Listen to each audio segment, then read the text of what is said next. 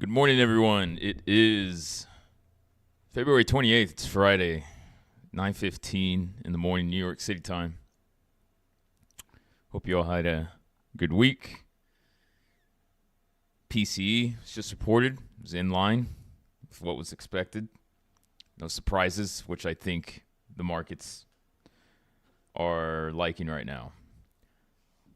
Speaking of, let's look at the pre-market tape. S&P futures up about 0.25%. NASDAQ up 0.1%. The Dow is up 0.46%. The Russell down 0.23%. VIX futures are flat.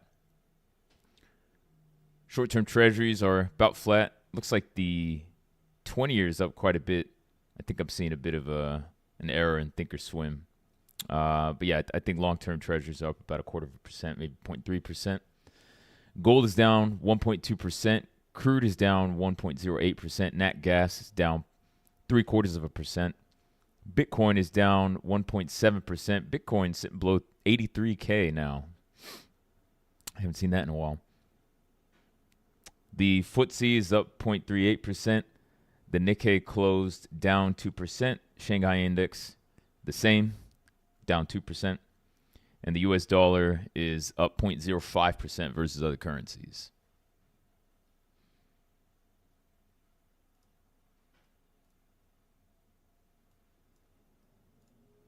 All right.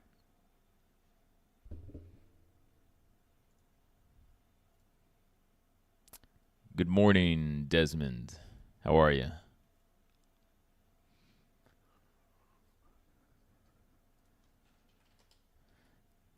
Good morning, everyone else. Man, I just realized how much of a sell-off we've had in the SPY. Went from 613 to 585.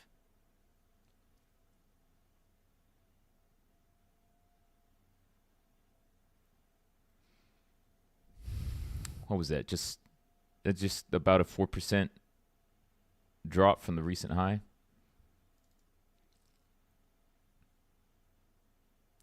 Pretty good drop. What's the VIX been doing? Honestly, I think the VIX has been pretty tame. I think this is what I'm used to, or at least back in the day, where you have these sizable moves in the SPY. It's a nice move, nice little move down, and the VIX isn't even above 20. Versus some days we've seen the SPY move down like 2%, and the VIX pops, like 25 or something.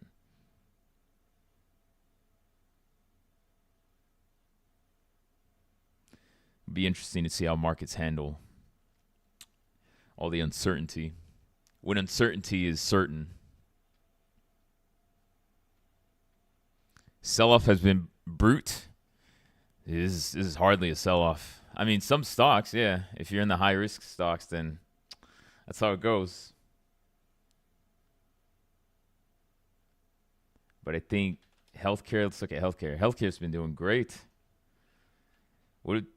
My top plays were, I guess, in order. It was, I guess, over the past quarter. It was Nat Gas, UNG. That thing has soared. Especially UNG. So Nat Gas has been doing really well. Treasuries really bought the dip in January. In the beginning of January, Treasuries have been taking off. And healthcare. Look at healthcare. Yeah.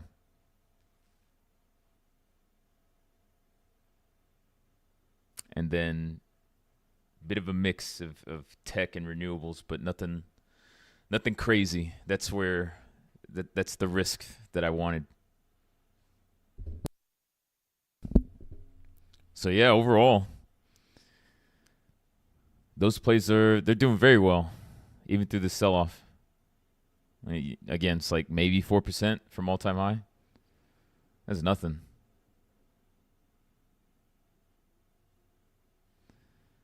I know financials had a bad time, but I haven't really been loaded up on financials. Not in a while.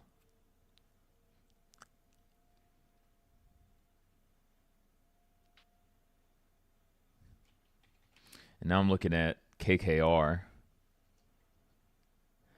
They're still a bit high, to be honest. They've had a great year. But private equity is going to do very well. I'm sort of leaning towards private equity versus the big banks, which I typically don't do. But yeah, they're going to have a good time these next few years.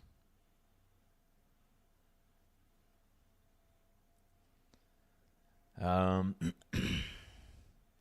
I talk about why we're seeing a rise with the healthcare sector, the sell-off at 4%? Value stocks, safety, dividends, the same reason it always is. But healthcare has been the best relative value out of all the sectors. Forget consumer staples. Consumer staples will take a hit from an economic slowdown. Wages, healthcare is. I've always thought that healthcare is the most defensive sector, like period. Utilities, they got to worry about interest rates, right? Obviously, because they're highly leveraged for the most part. Communications, same thing. Unless you talk about Google and Meta, but they're on the riskier side, so they're going to take a hit. Interest rate risk, economic risk, right?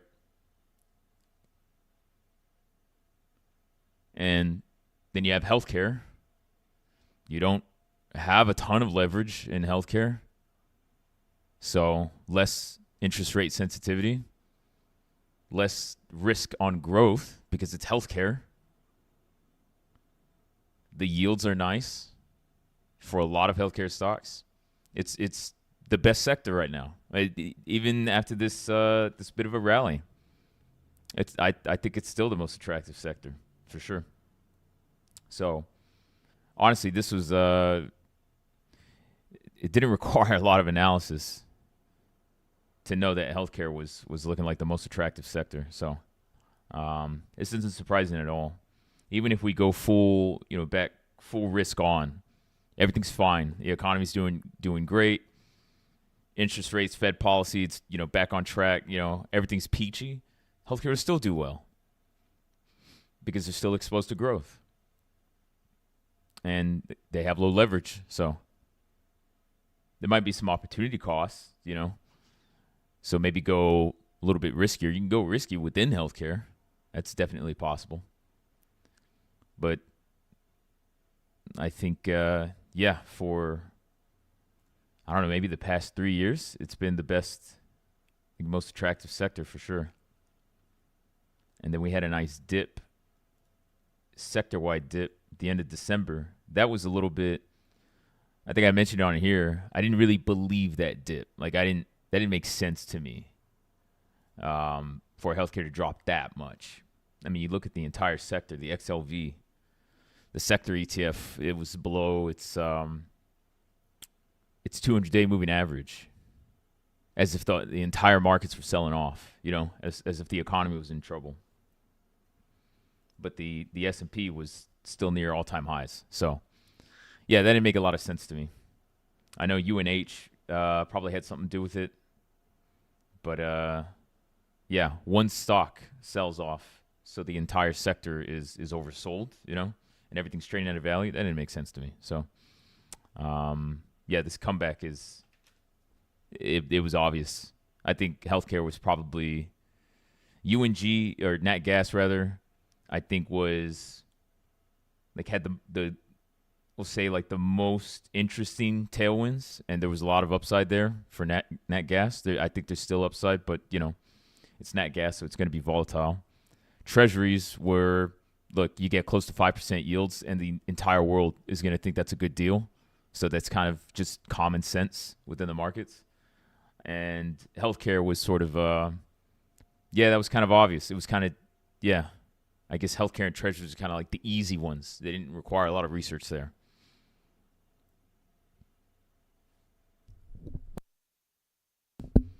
And I'm not sure why not everybody, but why a lot of people tend to forget about healthcare. Like it doesn't exist. Like you can't get more reward, more return within healthcare.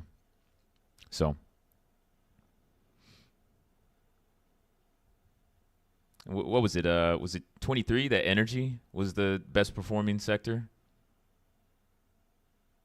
So yeah, a lot of people think about tech or whatever. It's like yeah, it's called relative valuation. So let's see, Desmond, Staples Healthcare do well. Oh yeah, but I don't like Staples. I think Staples are overvalued.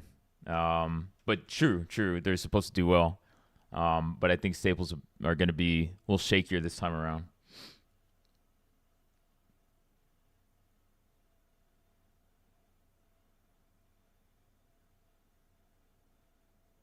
Is there any way to turn the talk to speaker on iPhone? It's a setting in the app, yeah. You were holding Nova Nordisk and Hims for some time. Maybe it's time to get back in. I like Novo. Hims is garbage. That's a meme stock. Hardy inverse ETFs. What's going on, Hardy?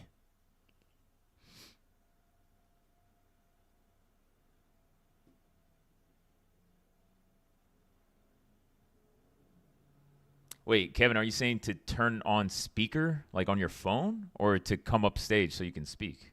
I assume this is the I think former. I think Kevin wants to talk to you. Okay, yeah, coming up.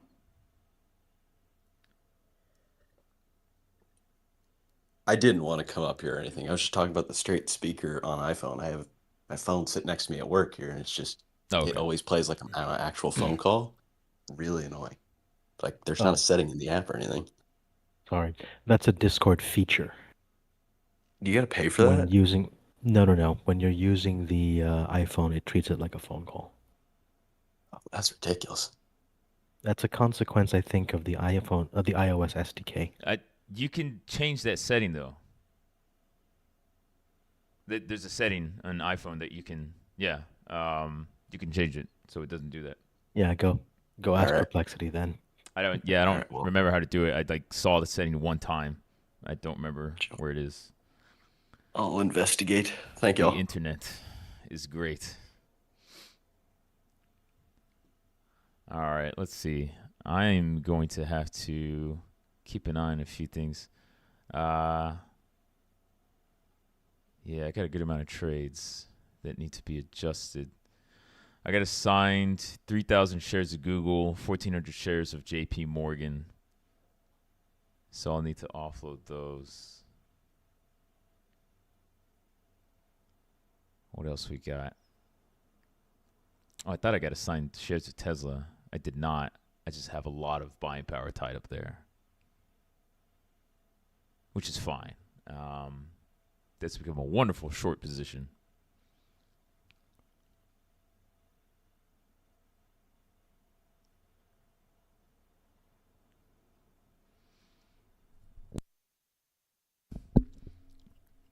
All right, what are markets doing? We got about 50 seconds till market open. S&P's now flat, looks like. Oh, sorry, it's up 0.1%. I think JPM was up almost 1% earlier. I was liking that.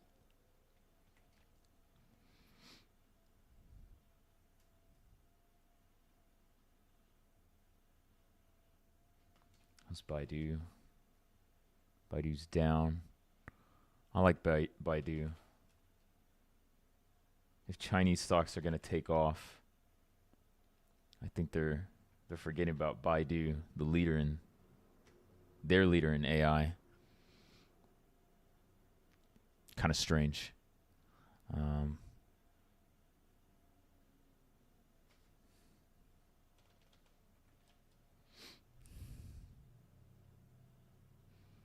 okay.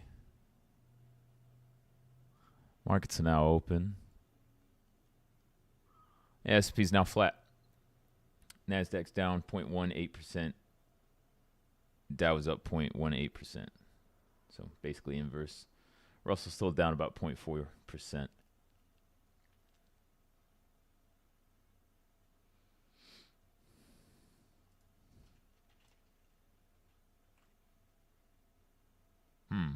No real change in VIX futures. which is interesting because you would think there'd be some type of vol crush from PCE. Always interesting that PCE is the Fed's preferred gauge of economic growth and health. But markets don't really seem to move that much. It's always about CPI, which the Fed does not directly rely on.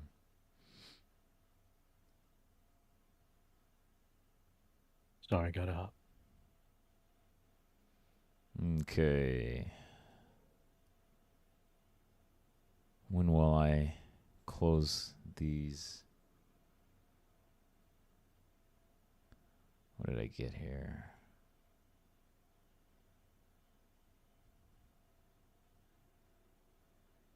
Google, JPM. Okay. SP now down slightly.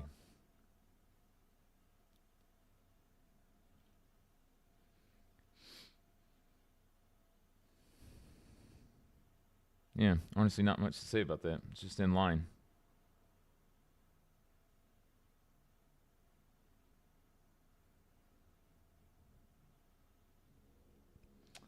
Let's see. What did we get this week? Trump talked about more tariffs.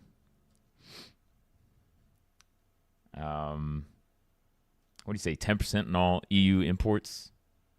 Not sure why. Or was it 25%? I can't remember. I think it was 25%. So many damn threats of tariffs. I can't keep up. But I kind of just ignore a lot of them until it's definitive, that they're going to be implemented.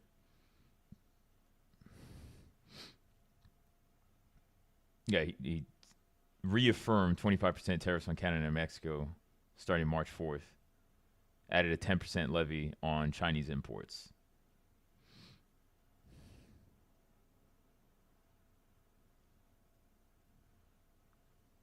Nvidia did report earnings. This is still coming down a bit. I took some bullish positions there because I thought it was oversold. I mean, that was a big drop yesterday.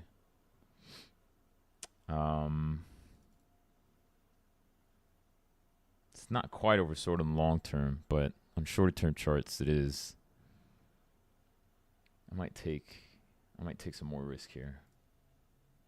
I think I sold some put spreads in the money. Yeah. Let's do some 120s. I'm not gonna go too crazy here. Okay. I'm just gonna tiptoe. I'm not gonna load up.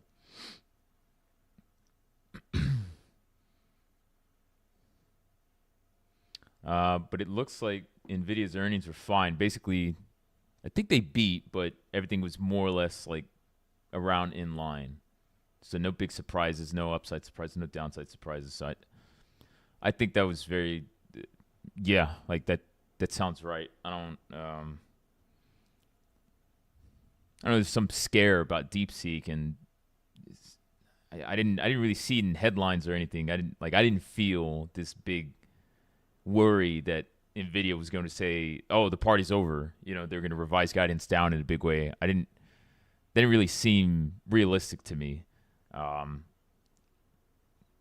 know retail was talking about it, but I honestly didn't see it in the news. I don't know if any professionals were thinking that at all.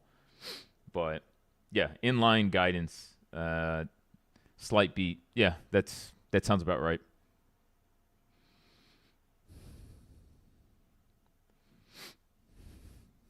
Their earnings, their sales growth has become fairly predictable, almost stable.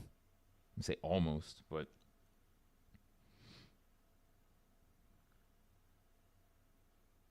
I think if there is a slowdown, big slowdown for them, it's going to take maybe another year or so, maybe even 2 years. This is a hell of a super cycle for semiconductors.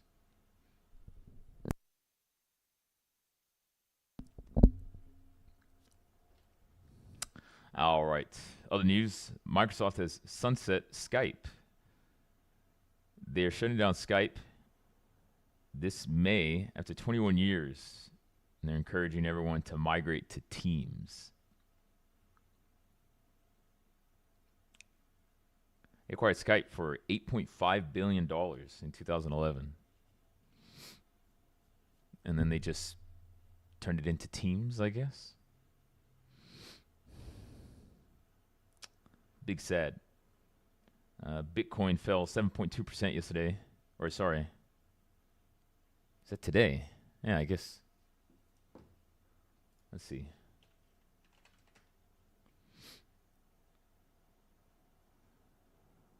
Oh, I guess these are the futures. Oh, wait. It was at 78K earlier? Just below 79, looks like. Ooh. Bitcoin's having a time. Pretty good cryptocurrency sell-off. The biggest bubble in history, of course.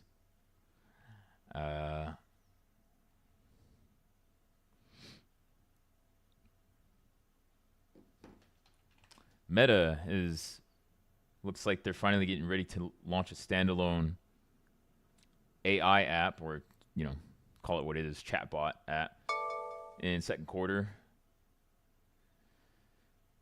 They may introduce a paid subscription model to align with the industry trends. I don't think that's. I think there's a point at which that doesn't make too much sense, and they're just gonna have advertisements, just like Google, just like the search engine. Like Google search engine, it costs tremendous investment, tremendous amount of capital to get going. Not unlike AI. AI probably, maybe significantly more. I'm honestly not sure about that.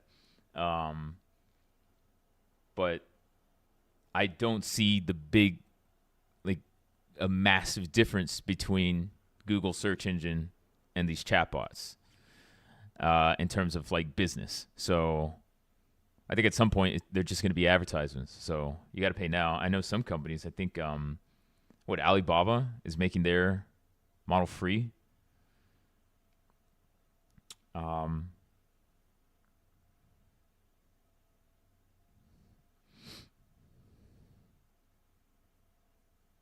Yeah. So I think advertising is inevitable for them.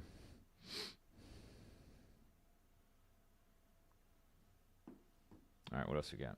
How's NVIDIA? Oh, NVIDIA's coming back. Okay, nice.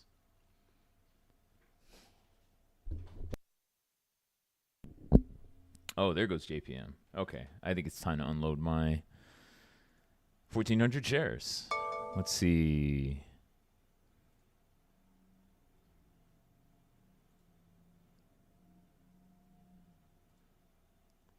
Yeah, let's go ahead and close that.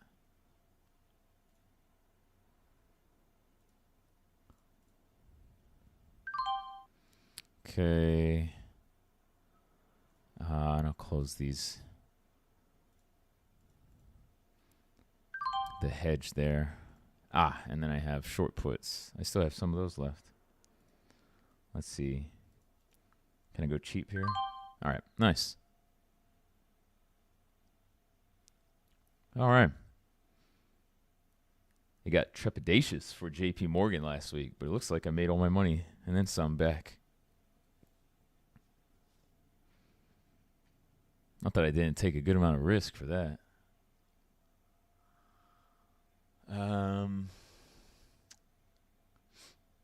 Yeah, Novo's good. Did I say I need to offload Google shares? Yeah.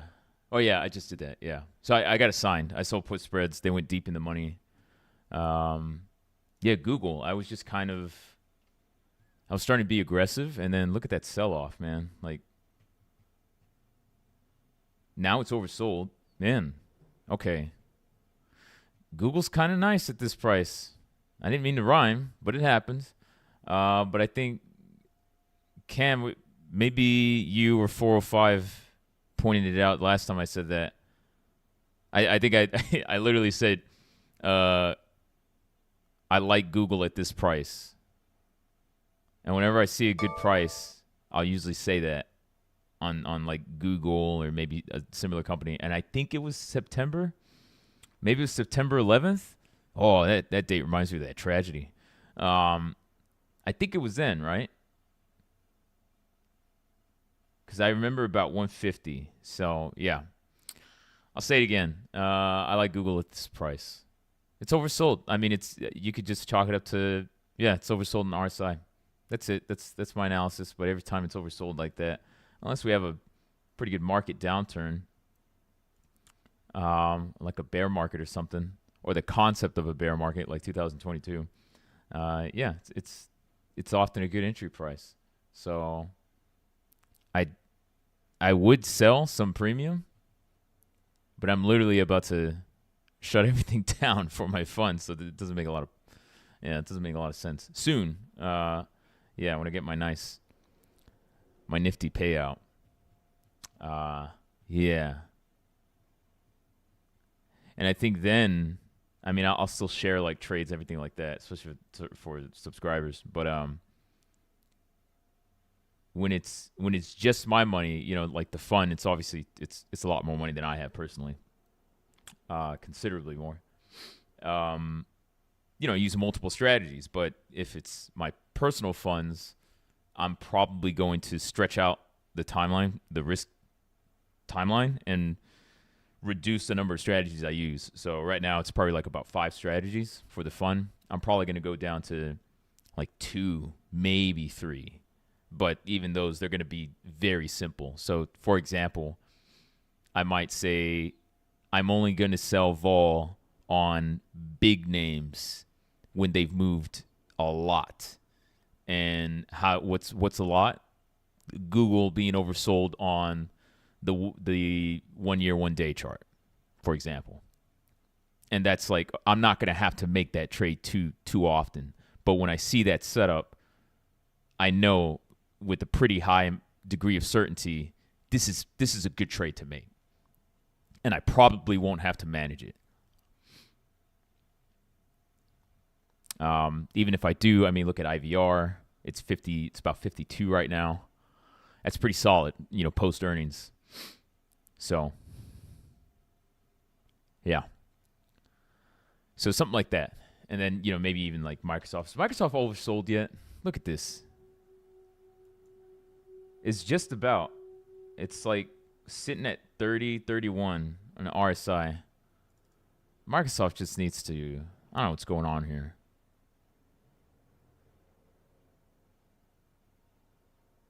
You would think they're doing terribly. IVR 52.5, very similar to Google. About oversold.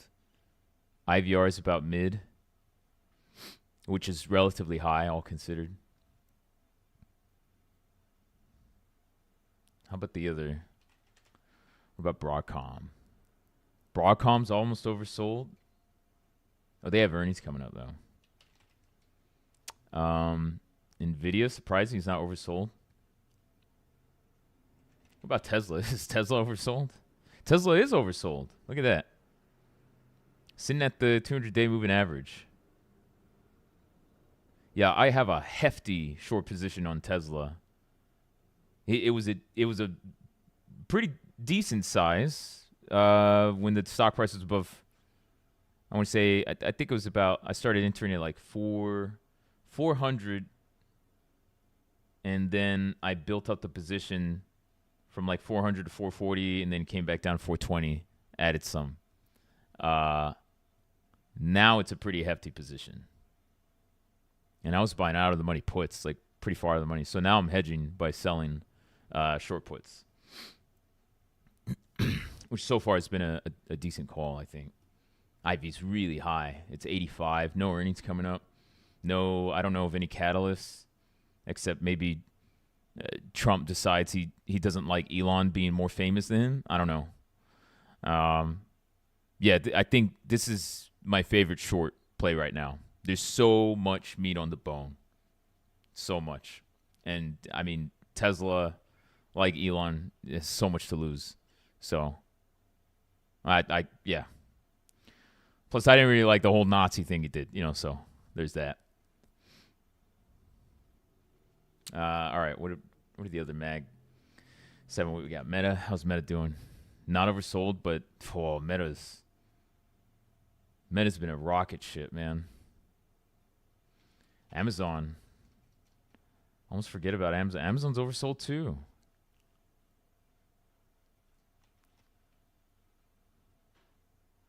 So all the charts, the Mag 7 charts and the SPY, basically look the same. But I forgot about Apple. Apple's fine, actually. Yeah, Apple's holding up quite well. Go figure. If only someone said a year ago that Apple was, Wall Street is going to fall in love with Apple again. I wonder if some jackass on Discord ever said that. Yeah, all the charts look the same. Mag 7 and SPY. Apple's a little bit different, but honestly not too different. Surprised it's holding up this well. But yeah, it has spent some time being oversold when the markets were doing fine, which is what Microsoft looks like to me now. So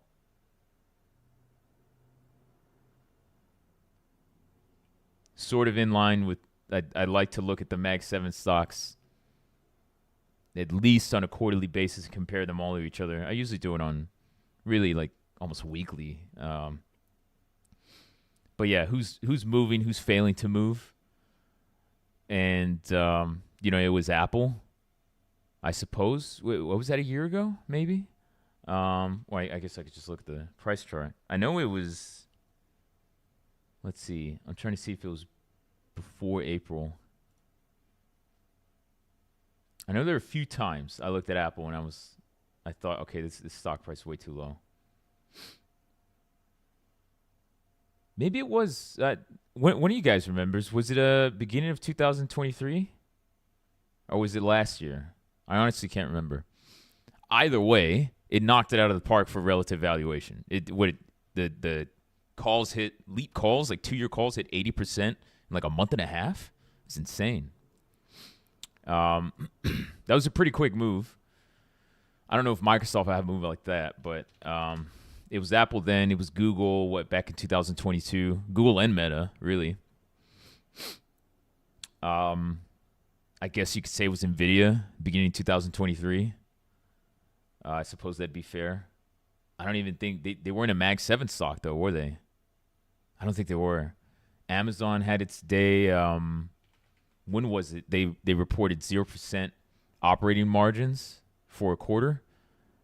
I'm pretty sure that was at least a few years ago. Yeah, that was like end of 2022, I think. I'm pretty sure.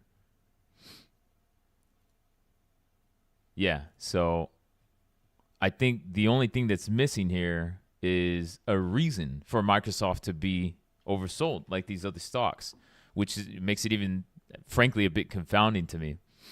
I could even see Google, the reason for Google being sold off is search engine, competition. Gemini is not, evidently it's not that good.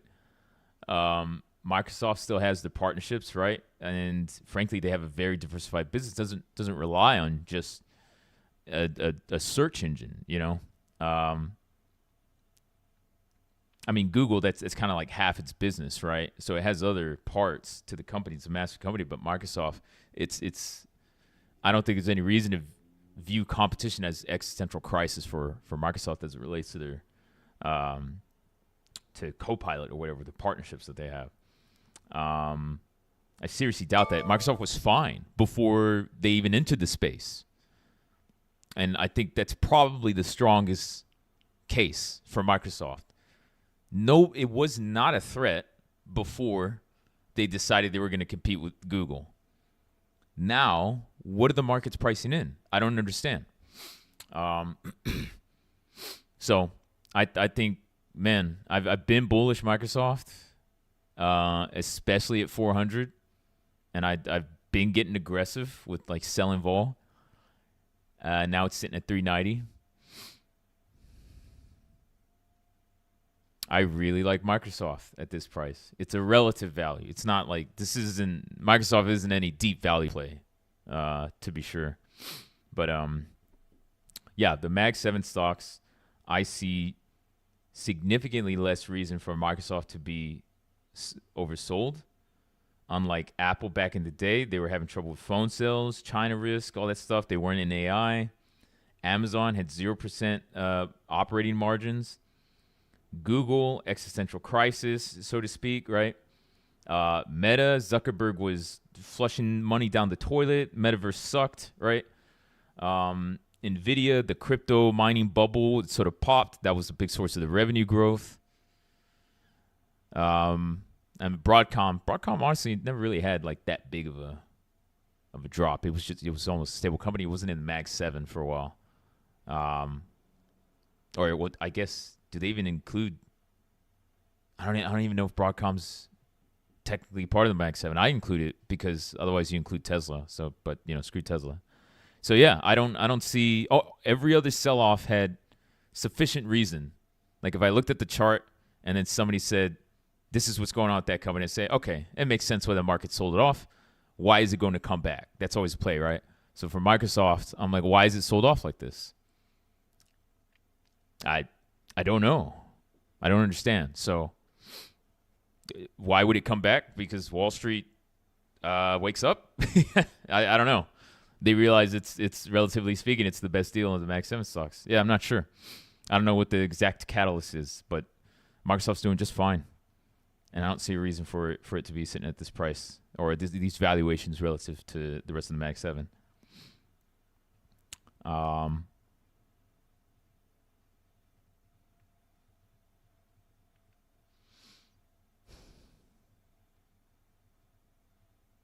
4 or 5. Yeah, we bought 200. Strike 200 calls on Google. Yeah, that was a quick turnaround, I think. Apple's trading at 168. Okay, so that was last year then, right? Yeah, and all Desmond was anti-me. No, he was anti-Apple. He said Apple was going down further. You remember that, Desmond? I said, I don't know, Desmond. What did I say? All they had to do was start talking about AI and Wall Street. I thought that the fact that they weren't in AI and the price was where it's at left them in a good position because that meant that they could just then say anything like, yo, okay, we're going to do AI too. And then Wall Street says, all right, Apple, you're back in the club. Like that was it. That was basically it.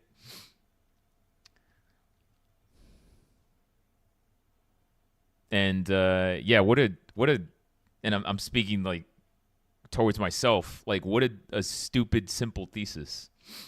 And that's exactly what happened.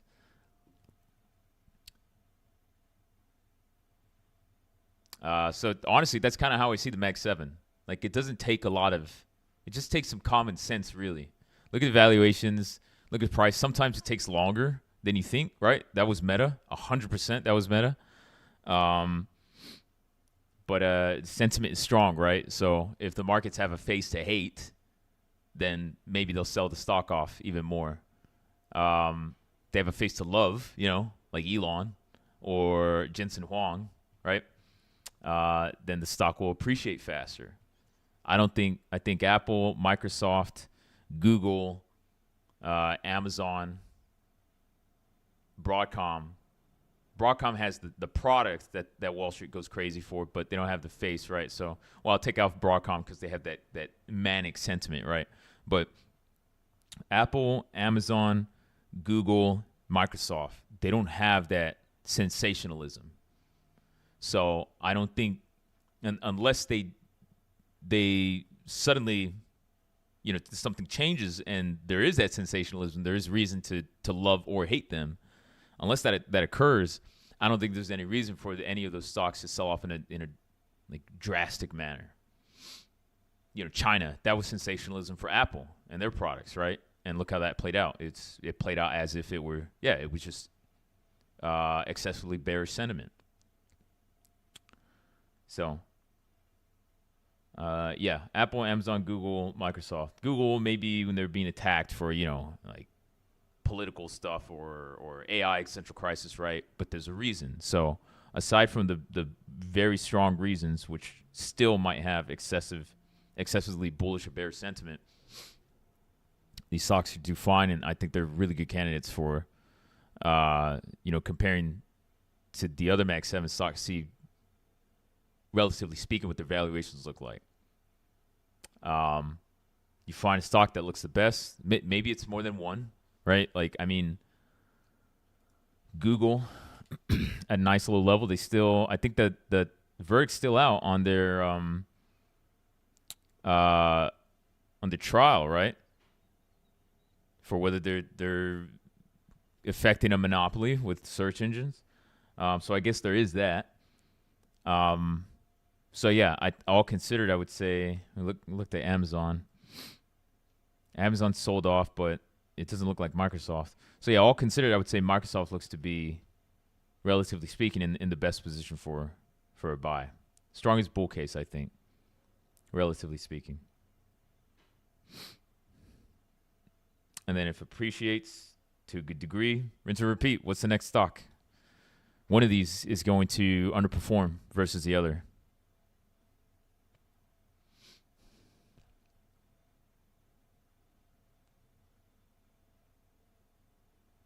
McLovin, I see you, by the way. Let me get to these comments real quick.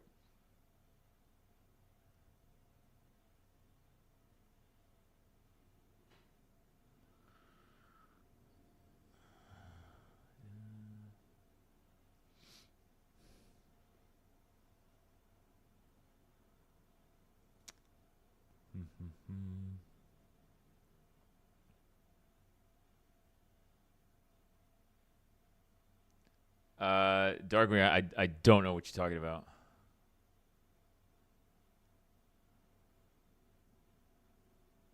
%3 down from all-time highs. Who's 3% down from all-time highs? More words, please. All right, McLovin. Now that you're going to grab coffee, are you leaving now? Now that it's you may speak. I'm just gonna make some coffee. What kind of coffee? You got a instant coffee maker? Keurig? Yeah, being broke and in college, I gotta resort to instant coffee. That's fine. Do what you gotta do, man. Make sacrifices. Make more money later on. Yeah, that's the way to do it. I'm considering pursuing a degree in psychology, and that means, guess what? I can't have midlife retirement. I can't go chill, right? Take vacations. Yeah. Oh well, sacrifices. Oh, congratulations. Well, don't say congratulations yet. I haven't gotten anything, but yeah. Well, no, that you're on this journey. I am on a journey indeed. Yes. What made you want to switch careers? Years of talking to people who just can't figure out what the hell to do. I want to help them. Yeah, you could take a guess who I'm talking about. There are a few different groups. people could guess. Depends on how highly you think of yourself. No. I've always been interested in psychology since I was a teenager. I just literally never. I guess you could say it. I never realized that I could pursue a career that wasn't about making the most amount of money, which might sound silly, but I think that's it's kind of the American way, right? So yeah. Well, I mean, you're pretty successful in my eyes, so anything. Why, thank you. Anything to just enjoy the fruits of your labor and enjoy life. Enjoy the fruits. My fruits. Yeah.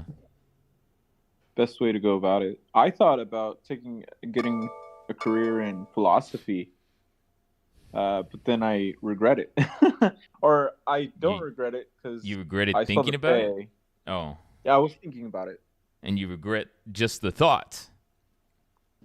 After talking to some philosophers and what they had to go through, philosophers, I was like, never mind. What, like Socrates? Yeah, like Socrates. Ghosts? Who did you talk to? What philosophers? No. I talked to some professors at my college. Oh, okay. Philosophers that's a pretty strong word. So yeah. You can say philosophy graduates or professors. Yeah. Kanye? Really, the only career they have is teaching. I Which I isn't a think bad I think thing. the most honest philosophy professors would tell you that the reason why they're teaching is because they failed to turn their philosophy career into something.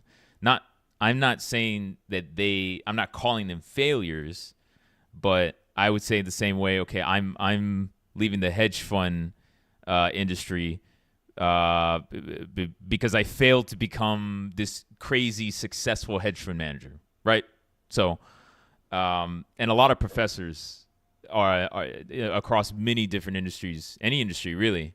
A lot of them would admit that they'd say, "Yeah, I didn't get a lot of publications. I didn't get some fantastic career. So here I am teaching." And it's not even. I guess to be fair, there's one professor I spoke to, and he was just straight honest about it. He's like, yeah, he's like, I wasn't good enough, and he's like, and that's why everybody, all professors teach from their field, for the most part. It's because they didn't make it. I do know people who got degrees in philosophy who went on to get like a master's in something else, and they're doing very well, making damn good money. So. Oh, that's good to hear. Yeah. So I don't think I know everybody like harks on getting a degree in philosophy, but I think it's like plenty of other degrees where you still have to figure out what to do with it, But it doesn't mean that it's a worthless degree. You get a degree in art, I'm going to criticize you, but yeah, philosophy can actually you learn some useful concepts, and you add something on top of that. Suddenly you're able to manage a business or manage people, So HR manager, for example, would be something that's in that, line of work. Oh, okay. That's a job with good benefits, you know what I mean? So like, yeah, it's not a dead end degree or career. Criticize me if I got a degree in gender studies.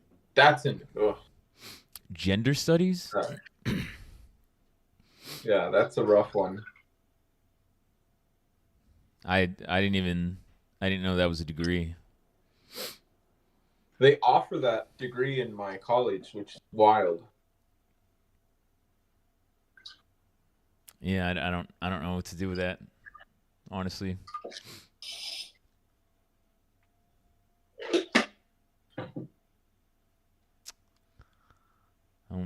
Hold on, give me 1 second. Trying to make some coffee. All right, let's see. What do we got? S&P. It's hanging in there. Not really. I wouldn't call this volatile at all, but it's moving up and down 10, 20 basis points. How's Microsoft? Microsoft's doing the same thing. All right. Let's check on YouTube, people. Good morning, Ferdinand. Crazy fucked up market, huh? No. I think this market's. I think they're taking gains and they're realizing that there's more risk than they were pricing in previously, and I think that's correct. Frankly, I think markets still have room to go down, and then I have a few indicators that say the markets are definitely going to go down in the near term. But yeah. So not fucked up yet. Not even close, to be honest.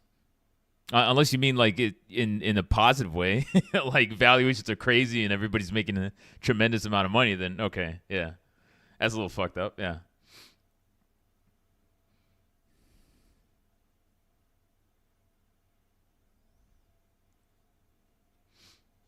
I'm a little behind on reading the YouTube comments. Yeah, I assume you're talking about the chat bots. They can make it all subscription based. Well, they're already doing that. So you already have those monthly subscriptions, and yeah, I think I think Alibaba is maybe the first to make it completely free. I know, what is it, Claude, the Amazon one, that nobody uses. It's like limited, so it's free to an extent.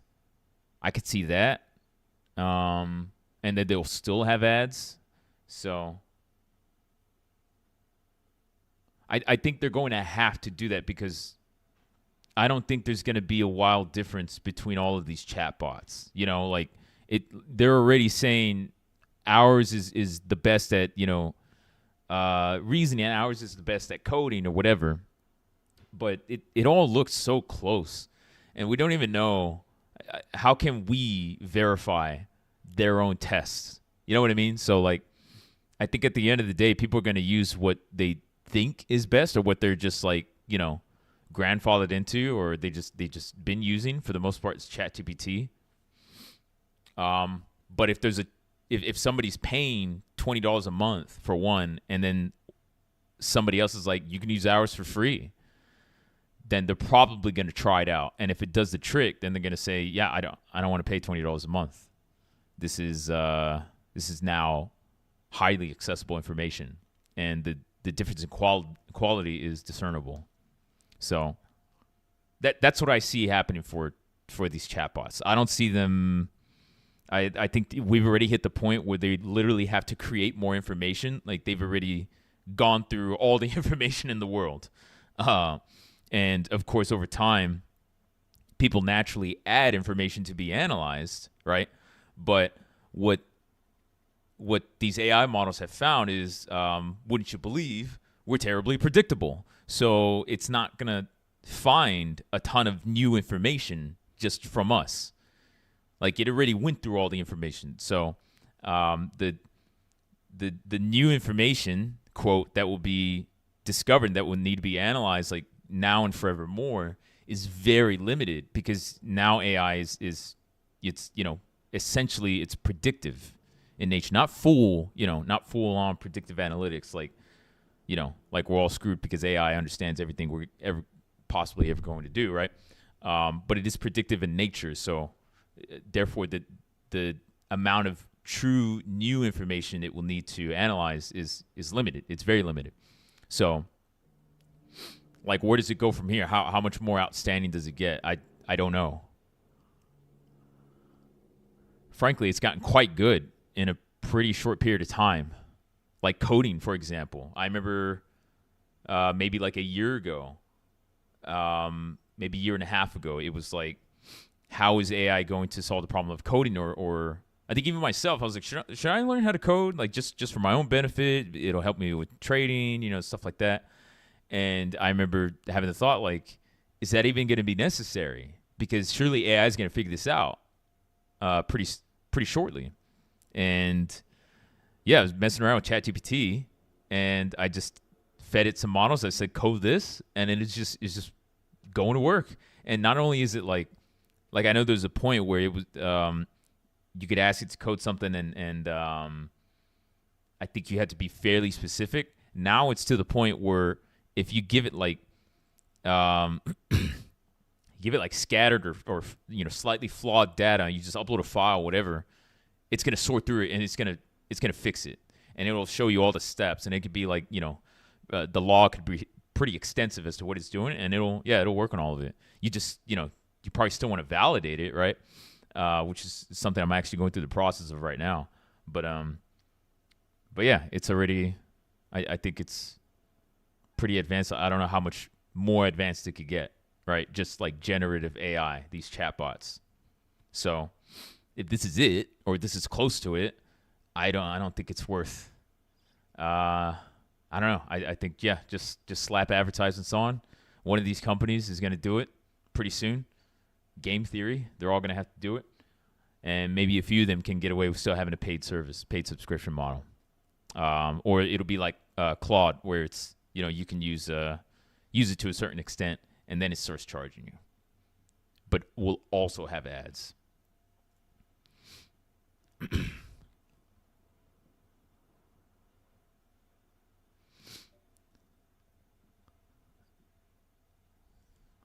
Philosophy is important to study, even if you don't use it. It means the income everyone should study.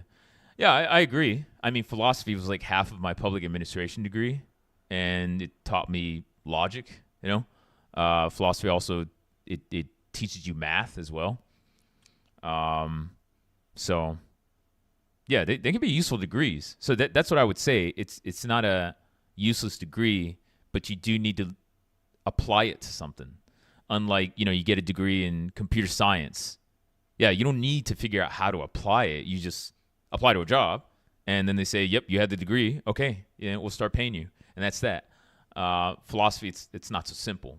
But within your field, you could probably, not saying like everybody studies philosophy is like, smarter than everybody else, but simply the structure of the programs of the degrees, what they teach you, you should be able to use that to be more effective at your job relative to other people, particularly as it relates to managing teams or maybe a company. Even operations. Philosophy has a place in operations for sure. What people tend to get wrong about operations is that they think it's just about it's just logistics, and it's just like processes, machines, right? Like calculations, stuff like that. That's all involved within operations, but the point of operations, the whole goal is to create efficiency for people, for your employees and the people that make up your company. So that's the end goal. It's not like for machinery, or for computers. It's for people. So something like a degree in philosophy would go well hand in hand with another degree in operations, or just being an operations manager. And I think that's what, frankly, anybody that says like philosophy uses degree, it doesn't get you anywhere. It's like I think you lack the ability to know how to apply it. Like you yourself, you will probably you could be replaced by somebody who got a degree in philosophy. So, simply combining like multiple fields. Philosophy is the only thing that you could do with that, right? So, you can combine marketing and operations. What's a common example is accounting, and any business you have, right? Not that accounting is some extravagant degree, or teaches you so much about the world, but that's a very common example. I want to sell jewelry. I have a degree in accounting. Okay, that's a great start, right? Or if I know how to make jewelry or whatever, source it, etc. So it's just another example, one of those.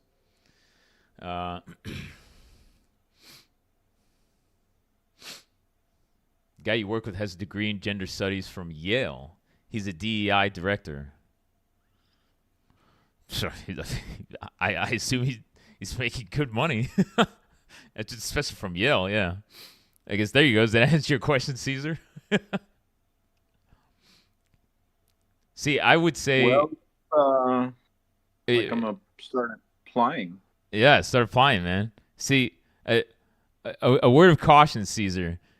Don't be too quick to judge. That's what I say. I don't know. Like I just said, I don't know how I would apply a degree in gender studies.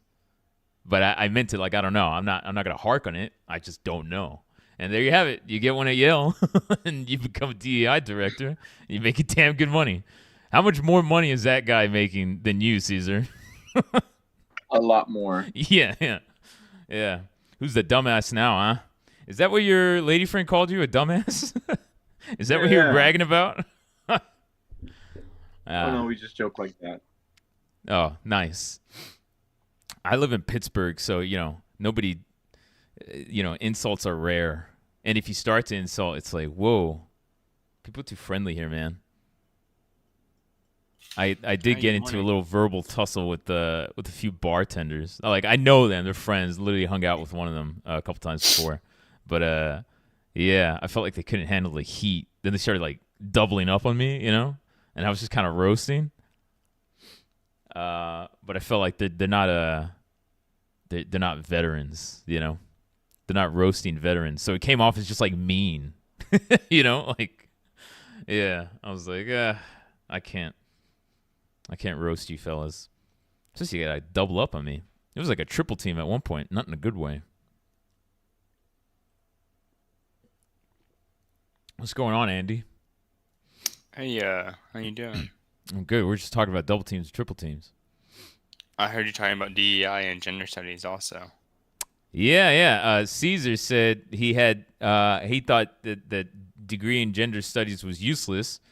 I said yeah. I wouldn't know. I honestly don't know. And then Aldi's said that. Wait, who said it? No, sorry, Kevin said that a guy he works with has a degree in gender studies from Yale, and he's a DEI director. So it looks like he's making a lot of money.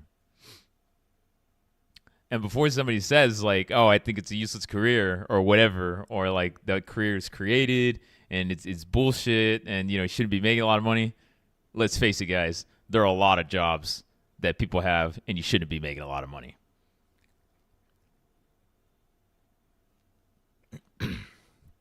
So, make money. However, well, don't like just steal it from everybody, But who gives a shit? It's a job. It's corporate. Right. Yeah. Don't make that like the purpose of your life. A DEI director, fucking great. Who cares? Basket weaver making 6 figures a year, more fucking power to you. Don't give a shit. Well, I'll tell you who cares is Jesus. people who think that white people are more qualified than minorities. But they are, Andy. No, I'm just kidding. I say that as a non-white man. No, I think Asians are superior, and I say that as a Hispanic man. I would like so quick story.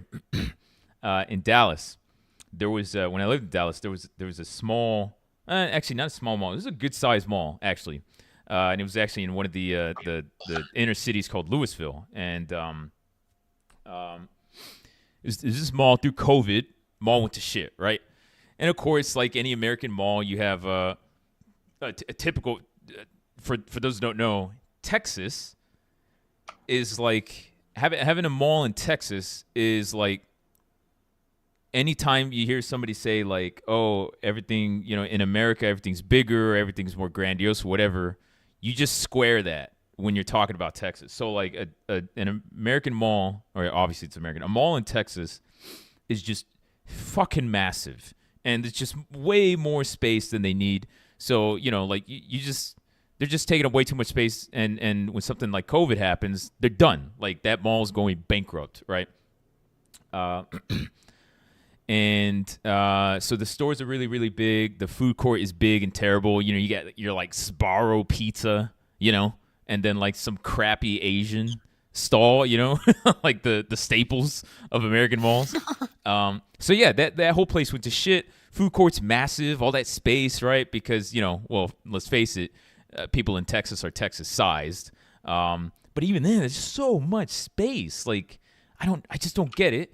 So go figure, something like COVID happens, the mall is done, and coming out of COVID, Asians started renting the space and started buying up, and they fixed up the mall to an extent. I think they gutted like one of the big department stores. Don't remember what it was. Maybe it was the Dillard's, JCPenney. I don't know. Gutted it, turned it into a decent sized Asian grocery store. Which was great because it was right down the street from me, and I'm addicted to Asians.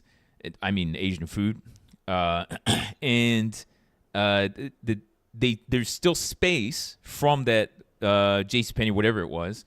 So the rest of the space, they turned it into this like kind of not too narrow corridor of food stalls that were like kind of small. So what used to be if they just try to do that with the typical like Texas-sized food court, it would have taken up like the space of a massive department store, right?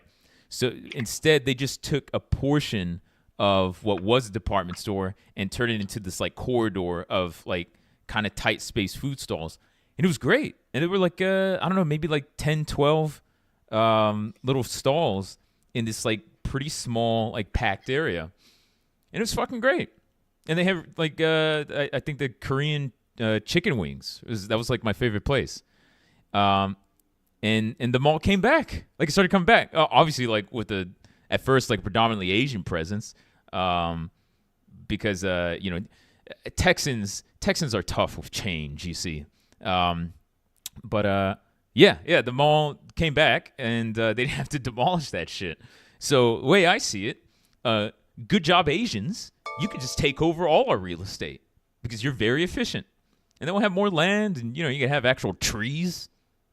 Remember trees? People in the South? So, yeah. I say let our Asian overlords take over. I'm fine with that. The food's great. They have great mind for real estate. They're, generally speaking, they're smaller, so they take up less space. Consume fewer, less resources. Yeah, that's what I say. Pretty good with business too. Look at the CEOs of our major tech companies. Not very white American, are they? And then look at the CEOs of the big tech companies or the mega cap companies that aren't doing so hot. I guess you could say Apple's doing fine, but they got a big gay CEO. So I say more Asian CEOs, more gay CEOs. Fucking great. White CEOs, Elon. Yeah, you got to go. So that's my stock. That's my market analysis for today. Wait, what are the takeaways? Be gay or Asian or both, and our economy will run just fine. Caesar, were you about to say something? Oh, I said look at the Ford CEO. Yeah, that company's not doing so well. The who? Ford? Oh, Ford. Motor company? Yeah. Whiter than Charles Dickens. Yeah. I think his brother, Chris Farley, would have done a better job. Would have been, more popular with the people at least. But unfortunately, he's dead.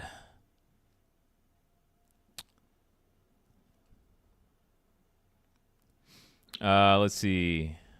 The most profitable chatbots in the future will likely be AI sex workers. They already have that. People are already on that stuff. Like, it's good Lord. And then they have like AI families. I know that's in Japan. Yeah. It's I don't know, man. I guess like honestly, the only thing I could see, like realistically, like what would anybody use, right? Not like incels or people who are just somewhat desperate, right? Lonely, whatever. Everybody has their reasons. But like for the common or anybody else, right? Anybody in general, maybe I would want a hype man, or like a hype woman with like a I don't know, like an Irish accent. I like Irish accents. They're quite pleasant. So like an Irish woman to just hype me up throughout the day. She doesn't need to talk dirty. None of that stuff. I don't need that. Just a little bit of a hype woman. I think that makes sense. Have you tried DeepSeek? Yeah. I was using DeepSeek for a minute, and then the news came out, and they were like, DeepSeek is the greatest thing ever, and and I was like, really? I was like, yeah, it's pretty good, but like, I kind of looked at the markets like, you guys didn't know about DeepSeek? So that's why I thought it was quite odd that the markets didn't know that DeepSeek existed, or at least that's how they were acting. So, yeah, DeepSeek, it's pretty good. And I think is it completely free? I know they have the that little feature. I'm gonna have to open the app. I don't remember what it's called. DeepThink, yeah, the R1. Which relates to the model, the AI model that it's using. So yeah, that one's DeepSeek's good. When I'm doing research, it's kind of funny because when I do research for stocks, do analysis, I will use the chatbots, and maybe I mentioned this before, but like I think subscribers. I've even told you guys, like, I do use chatbots to do research, and at face value, you might think like, oh, I'm taking the easy route. Like, yeah, no, I'm just like copy pasting stuff. I use multiple chatbots, and the conversations that I have with them are extensive. So, like, for me, it's kind of like you might have people that do research, or maybe like journalists or people writing articles seeking alpha, whatever. They do their own research. They spend a good amount of time on it, and it's just their research. And it can be biased. Maybe they have good sources, but they're just human, and they can't search all the resources in the world, right? Or all the relevant resources, at least. The way I see it is it's not really saving me time, but if I spend the same amount of time as those guys, but surely they're all doing it too. Like, not like there's a difference these days. Everybody that's in journalism or writing articles, reports, they're all using it.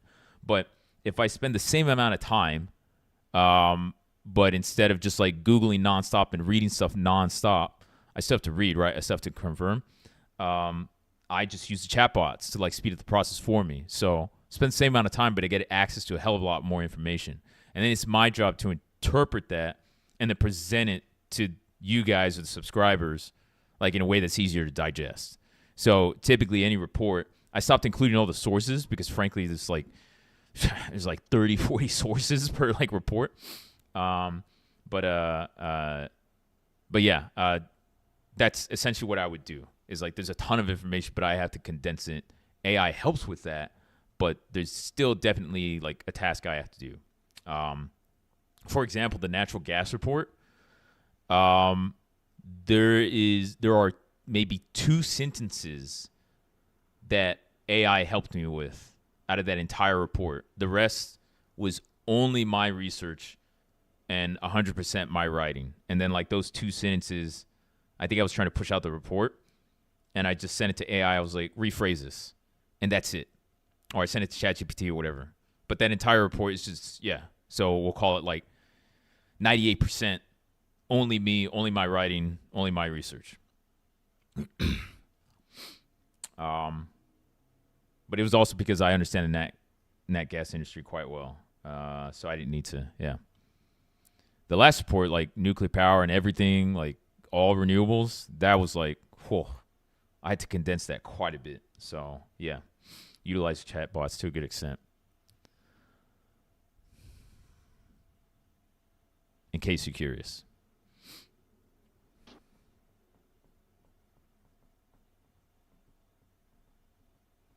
I was going to ask Luce, so you're pursuing your degree in Pittsburgh, or you're going to move somewhere else? That's to be determined. So I don't think I was about to say I don't think. I don't know if I'm going to try to get into an Ivy League school. I don't quite the word ambition has kind of lost its meaning to me. I feel like at some point in life you're like, huh? Like ambition. Like, wait, what does that mean? There's just sort of like purpose, and then desire, right? So for me, I'm like, I don't really have this crazy ambition to like be the best psychologist ever or anything like that, or I have to go in an Ivy League school to be very successful, whatever. So I don't know if I'm going to try to get into an Ivy League school. But the specific school is going to depend on the subject that I choose. And I already have a few subjects in mind, and I have a number one pick. But it's just as important to choose a school that not only has to focus on that subject, but where you can have an advisor who would help you, or perhaps is an authority on that subject matter. So the subject I'm considering, strongly considering, is dissociative identity disorder, or what used to be known simply as multiple personality disorder. So everybody on Discord and Reddit. No, I'm just kidding. Y'all don't have that. Yeah. So there's that, which is a very serious condition. It's very strong. It's not like, when people say like, oh, I'm ADD or I'm OCD or whatever. like a lot of them don't actually have it. They're not actually diagnosed with that, particularly OCD. Like OCD is a hell of a disorder. So if people like, oh, I'm just cleaning my counter because I have OCD, they do not have OCD. But don't a lot of failing actors have that condition? failing actors?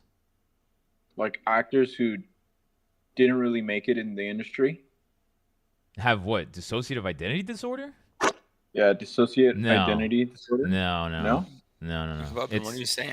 This What are you is talking like, about? think this is a crude example, but it'll put you in the right mindset. Think Jason Bourne. Like that's sort of a variation of dissociative identity disorder. So no, actors don't have that. Like this, it's a pretty intense disorder. So I don't know. If actors are saying they have that, I think they're probably morons.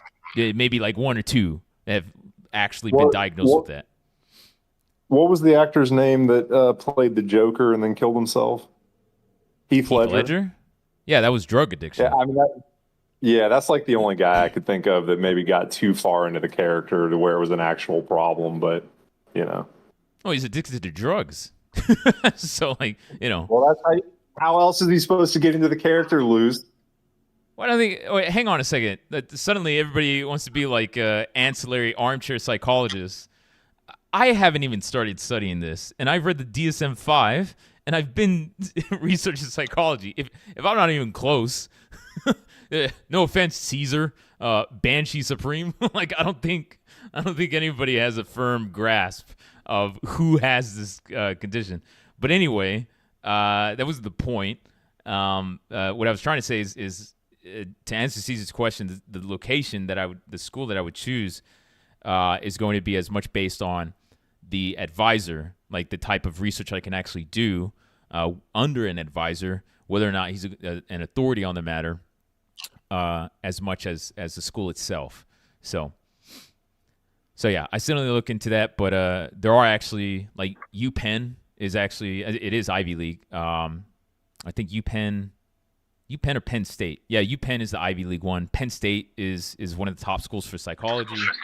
CMU is very good, and CMU is here in Pittsburgh.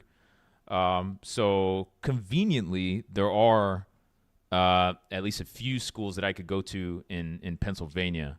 So it wouldn't require too much of a change. But I'm also considering Columbia in New York City. So yeah, we'll see. I'm early in this, but yeah. Best of luck. That's all I could say. Thank you. I accept. Yes, good luck. I accept the best of luck. Yes, I hope so. All right. So as to talk less about myself, Kevin, y'all see this economic blackout day? No. What are we talking about? Economic blackout day, yeah. I'm not doing capitalism today. Oh, wait. Go on. Tell me more. What is? I don't know. We're not buying stuff. No Target, no Amazon or Walmart or whatever the fuck. Is it like a sort of a movement, or what is it? Yeah, just some protest. Yeah. Wait. So you're not buying any options either?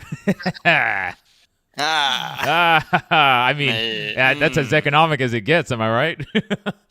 That's about as capitalist as you can be. Probably not today. I am strictly only buying this so that I can profit off of it. Yeah. All right, guys. Okay, no economic activity today. I'm just going to post a bunch of trades today. I guess you won't be able to make them.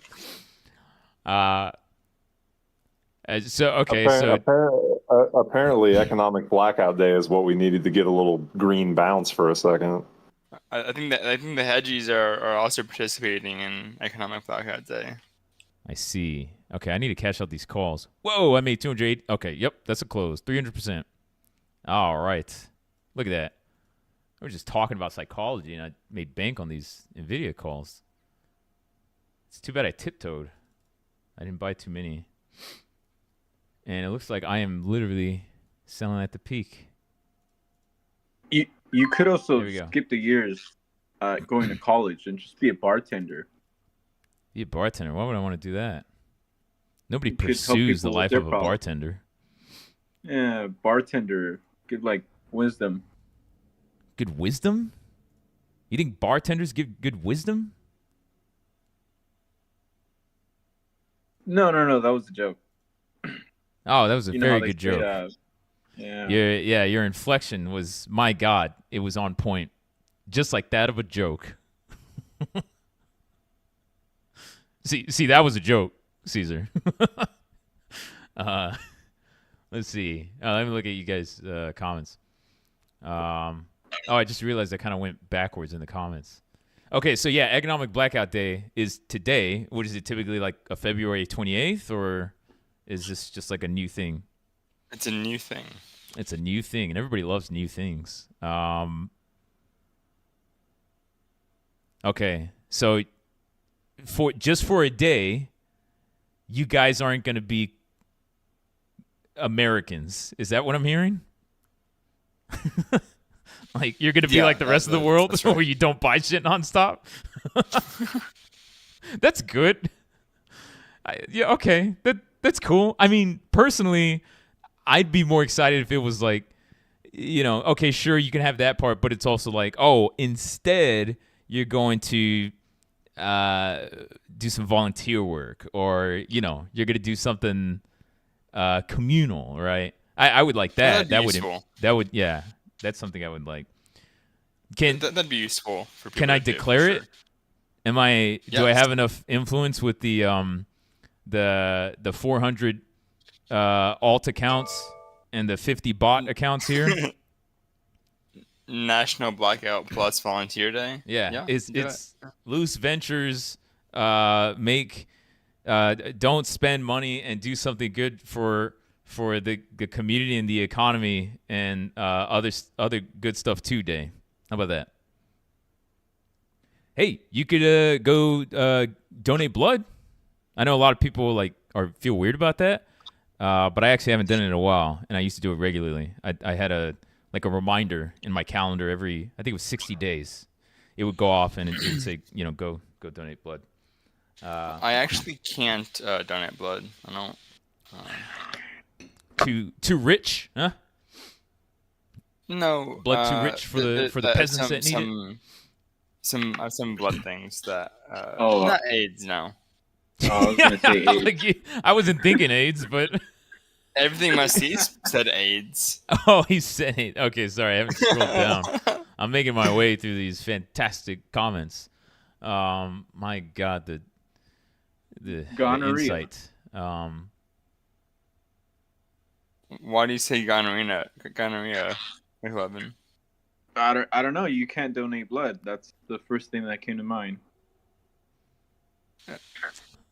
Okay. All right. I mean, we don't have to sit here and quiz Andy on why he can't donate. We can just accept, okay, he can't donate blood. That's fine. Yeah. It's all legit. Because frankly, any of you could have AIDS, huh? Ah. Yeah. You want to talk about that? Yeah. Not so funny But- now, but is to it, get Caesar? Is it Caesar AIDS man?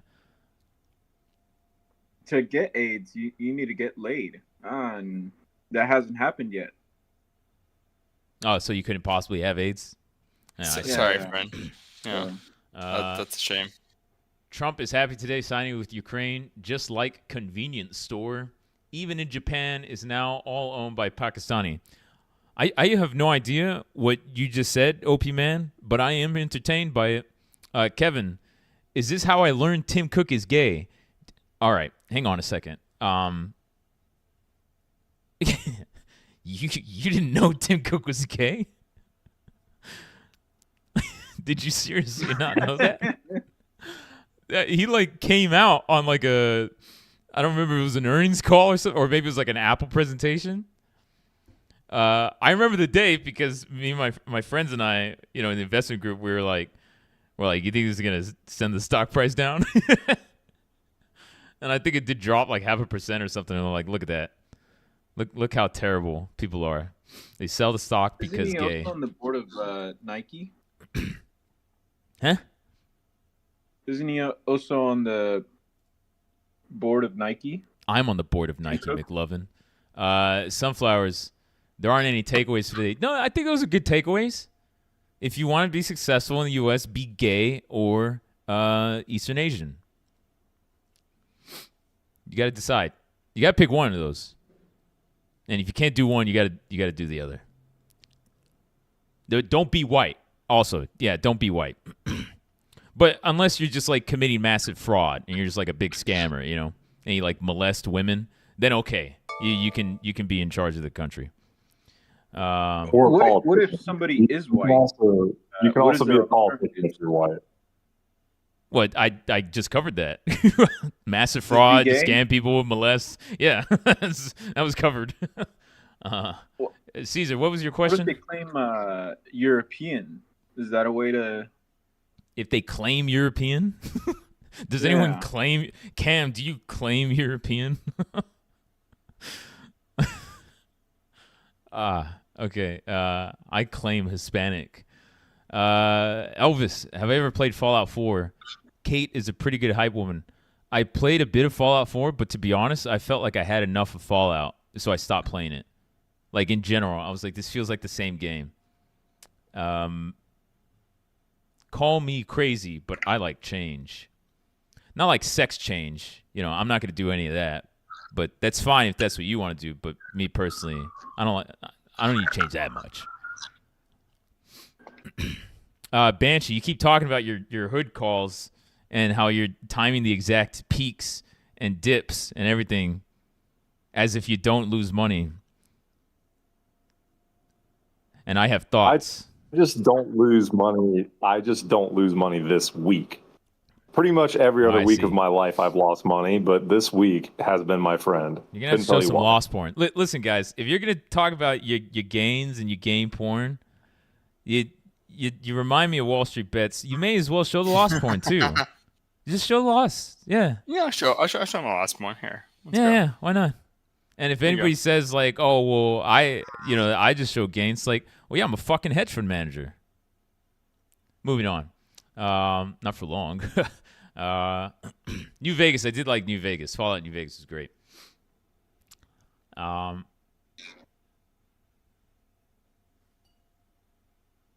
Skews below 150. Yeah, but I mean, back in my day, skew at 149 was pretty damn high. I'm not sure how to show this chart without showing like net worth. Let's see. We won't be offended by your net worth, I promise. What phone are you using? iPhone or iPhone, yeah. Android? iPhone. Oh, just take a screenshot and then crop it. Crop. Well, I don't, so it's not going to show percentage change though, which is what Oh. is kind You of can just important. use the Just- marker and just yeah. like black out certain shit. Yeah. I don't have Sure. I don't have an app that removes the marker effect, by the way. No, I'm just kidding. Yeah, you just use the marker. There you go. Is the movie Split representative? I assume you're talking about dissociative identity disorder. I have not seen the movie Split, but from what I know about it, yeah, probably. Yeah, I assume. There you go. Andy, why did That's you just one more. randomly say Amber Heard? Question mark. We were talking about the DID, dissociative identity disorder, Oh no, I don't think so. and someone mentioned it happened recently with Blake Lively, and I said, No. But that Again, it's a disorder is very Amber Heard like question mark. serious disorder. You probably wouldn't be able to function in the real world. So like, if you see anybody on TV or somebody's like, "Hi, I have dissociative identity disorder," like, yeah, it's probably not true. It's pretty, yeah, it's pretty crazy. But I imagine those cases are very rare. Oh, So- yeah, they are rare. So your imagination is correct.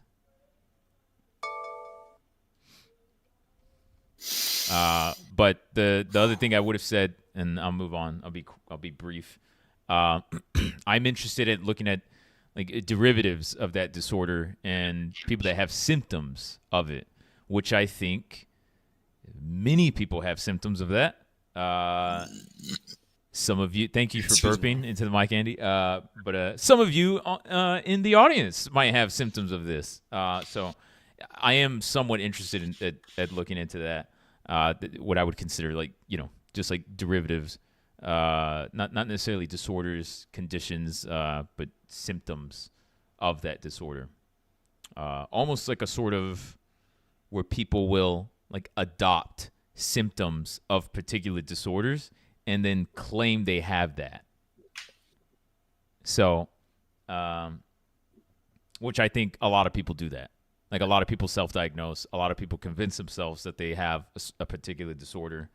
And it seems to be somewhat of an epidemic in the U.S., I think. I don't know if there's, like, I haven't looked that much into it. That's just a theory I have.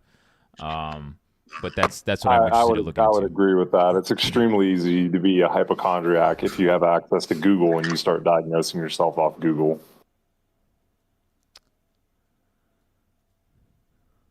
And if that fails, Luce, just start an OnlyFans. Yeah. That's the way. What are you talking about? I already did, yeah.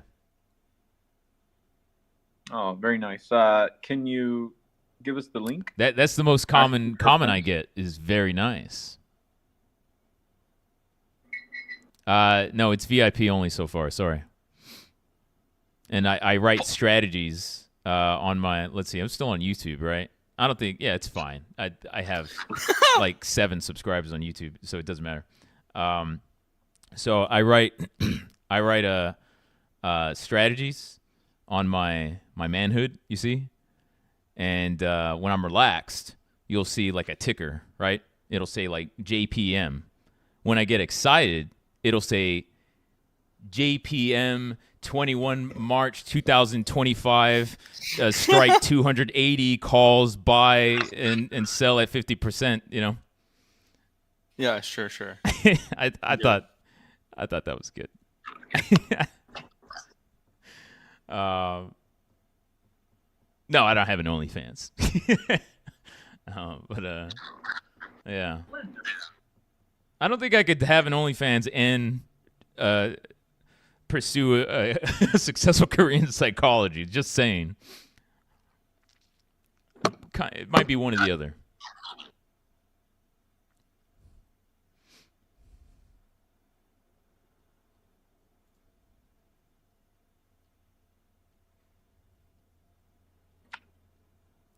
Man, there's a lot of comments. I cannot keep up. And then, oh yeah, I finally got to the comment where everything just said AIDS ? And for me, it's out of context. It does look funny, like somebody just proclaimed AIDS. Does donating blood reduce microplastics in blood? I won't read that now, but Roz, is that a good study? Did they find conclusive evidence that it actually does? Because I'm donate blood every damn week. Oh, and for you poors, do they still pay for donating? Or not? You're not donating, but do they still pay for plasma? I know that was a thing back in the day, and like They do play for plasma. Yeah. And a lot of people who are trying to score drugs donate plasma every so often. I guess you just have to not do the drugs, right? I've only donated plasma. I donated plasma once, and it took forever. Yeah, and it depends on how good your blood is too. Like if you have good blood, then you can be in and out in an hour or two. Oh, I got good blood. But what was I gonna say? Nowadays, they make you come back like for 8 weeks or something like that. Like come back once a week to donate your plasma, and then they pay you more if you make all 8. I donated blood one time, and then I kept on getting phone calls. I was like, never again. What? That's never. Oh, wait, like they just called you to see if you would donate blood again? Yeah, I kept on getting those type of phone calls. Well, I mean, you could say yes. But it was more like those scam calls. Scam calls? Kept on What, Like, selling come your in blood on the and- black market? Like, wait. I just kept on getting those phone calls. I was like, nah, I don't want to go through this. And then I also found out they sell your blood. I was like, Who is they? No. Not if you do it to a nonprofit. Who are you giving your blood to? I have questions. This sounds a bit suspicious. What is it, like the cartel? the cartel. Yeah, I mean I you was go to like working an in, established nonprofit, and yeah, that's where you donate blood. Cartel. Funny. I'm like speeding through the comments now because I didn't realize how active you guys are. Everything said, I'm definitely retarded. Ben, how to be alpha male strategy by Loose Ventures. Is that what's on my manhood? I'm trying to time these comments. Anyways, besides this blood talk, what a great Friday. You sound like an NPC in Fallout. What a great Friday. What do you mean? Why? I don't know. It just seems like a good Friday. Why is it Good Friday? The weather over here is nice. I got plans today. Gonna go see some friends. Talking to you guys. You know, it seems like Talking Good to us Friday. is a good Friday? Oh man. You don't have any plans. You don't have any friends. This is his Aw, plan. No lie to us. No, I actually have some nursing friends that want to hang out today. Because of the AIDS. Yeah, the AIDS. Yeah, Mm. yeah. And by Uh, hang out, they come and give me medication. Yeah, that I understand that. I believe that. Roz, not microplastics, but other chemicals that bind to your plasma. I see. Ben says, Dr. Ben, that is, daily ejaculation has been shown to reduce microplastics since it tends to settle in the balls. I didn't know that. Thank you. I'll take your word for that. They pay for plasma even here in the Canada. I see. Your nuts look like clown confetti. I don't know what that means. Average Jack. No, June. The June spreads, man. We got months. Just hang on to them. You'll be all right. We've had plenty of trades that came back later. Let time be on your side. Yeah, those J&J calls came back on the last day. The 160s for February 21st. Oh, did they? I marked them as a complete Yeah, loss. they did. Because I don't think I posted a close. I did literally say, like, what was it, like that day or the day prior? I was like, They said yeah, the day before. It was like a week before, a month before. You said, "Oh, they're not going to come back," and I don't expect them to come back, but they did. oh. It's crazy. All right. I mean, like I said, I just said, like, I'm not going to be as active. Unlikely. So, like, manage your Oh, exits, yeah. right? So I marked it as a complete loss for the performance. Sure. If people made money, so, like, yeah. Let me know and I'll, like, pencil in a small win or something like that. Because that's the whole point. Like, I'm not just going to, if people are making money, I'm just going to mark everything losses and it looks like performance is worse than it actually is. I think I ended up averaging down on those two. So Okay. Yeah, Jack. Time. Just let time work in your favor. If you got months, then yeah, you can let them ride a bit. All right. I closed out that NVIDIA. Yeah, those calls. Holy hell. 300% while we were talking. And it looks like, yeah, closed out right at about 123.50. That's pretty good. Very good timing.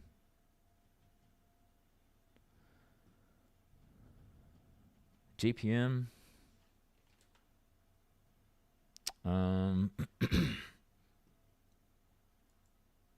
So JPM's making a steady climb back. That's good.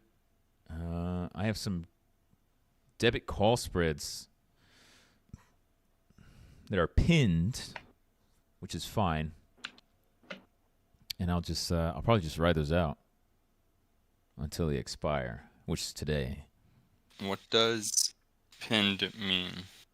In this context. Pinned, Yes. I mean, pinned or pinned risk is,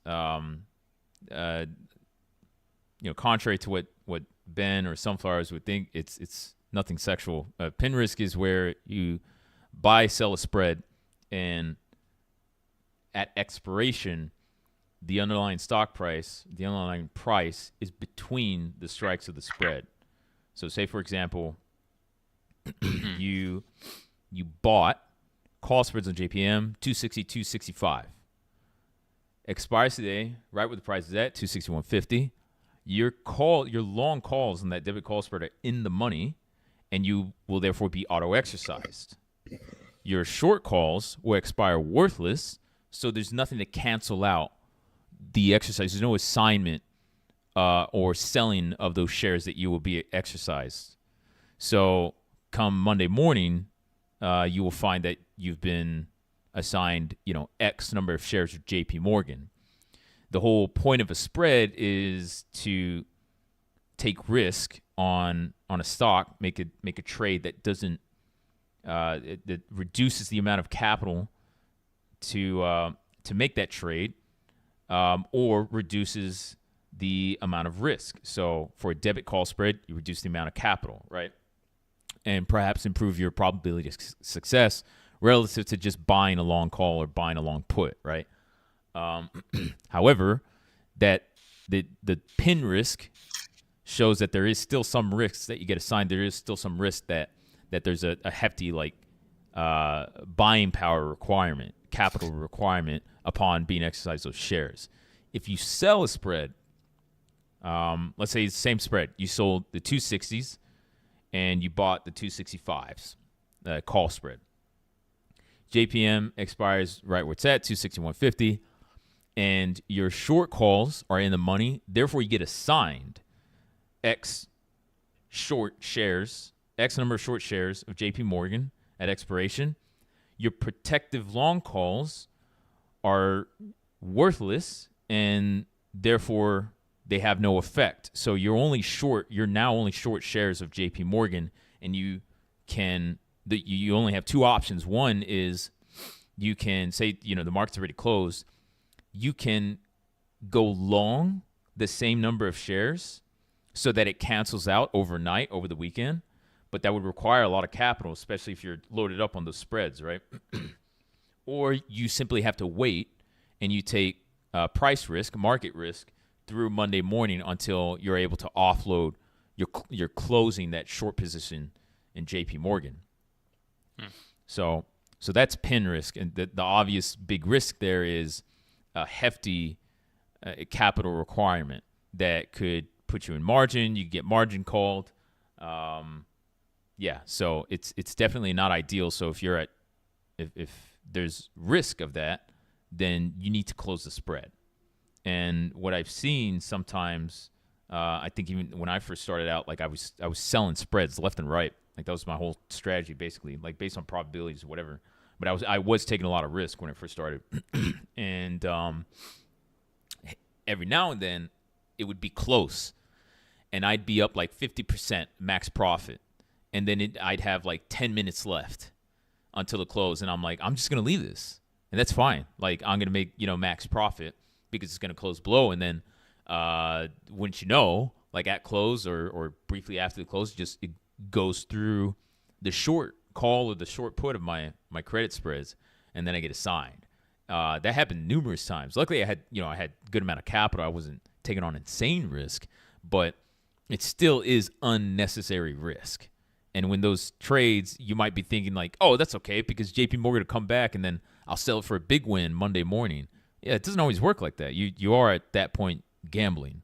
So, thing is, if you make a few percent on several hundred shares or whatever, you might feel good. But if you lose that amount, it feels really bad.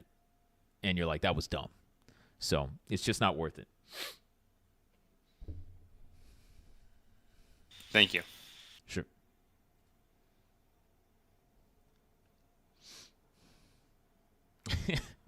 Ben, with the Disney Oh God, who is it? Is it the crazy conservatives that are like insecure about Disney movies? Like they liked Disney movies growing up, even though there was like definitely suggestive content, but then now they're complaining, even though it's not nearly as bad. It's just insecurity, man. Oh yeah, the lions and the Lion King, man, that was. Ugh. And then the squirrels. I've talked about the squirrels. What was it? The Sword in the Stone? Is that what it's from? Squirrels? Yes, Caesar. Squirrels. Oh, I don't know anything about these squirrels. Can you Uh, can you elaborate? Ben, are you still? Yeah, you're still here, right? Or did he just leave? Ben, let me see. No, he left. Well, he might just be in the comments.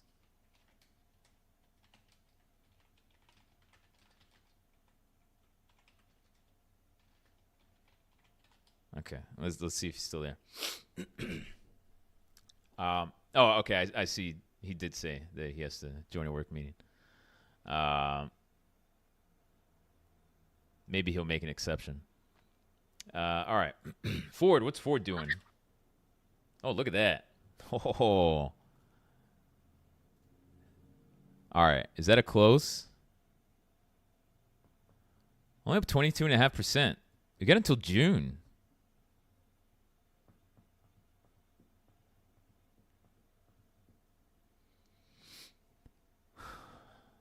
Man, that's let me check the volume here.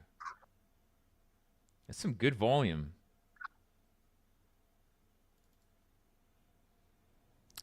I'm up 22% on those Ford calls. I don't typically make those plays for 22%, so I'm probably holding.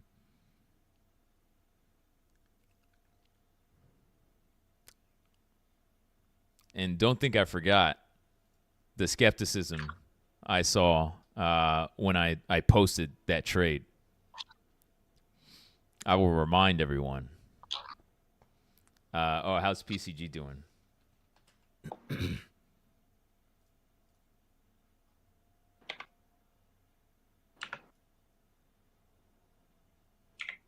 PCG, you know what? 50%? Yeah, we can take that. They have earnings coming up? Oh, not until April. They just had earnings like a few weeks ago.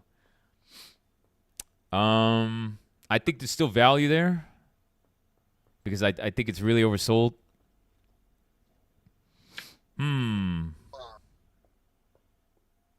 Let's see. When did we enter that trade? Or when did I enter that trade? You guys do your own thing. You don't copy trades. That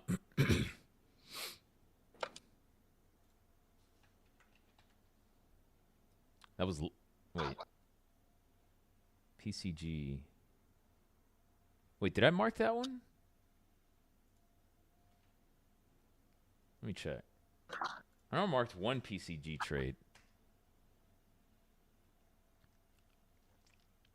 Ah, okay. I did close the one made early January, and then I guess I didn't mark the one that I made. If somebody knows, did I mention this trade on a talk and say I'm going to mark this trade or no? Because I did make another trade on PCG.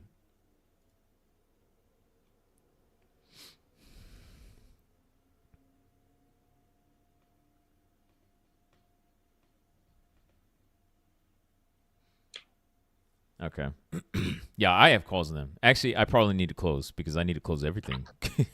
Yeah, I'm going to do that for myself. But I do think PCG has room to run.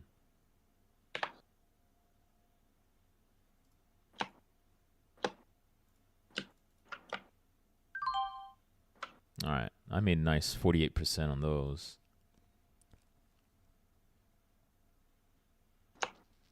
I'm doing quite well on NVIDIA today.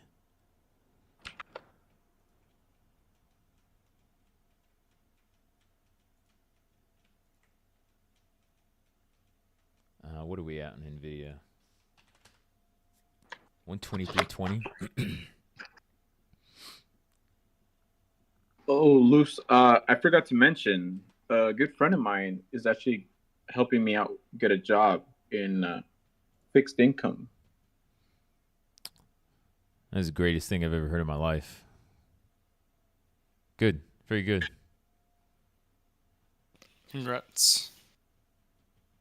Well, Thank you. Congrats if you get the job. I mean, yeah. So. yeah, Yeah. it's Right, all right. hearsay at this point. This is no participation ribbon America. All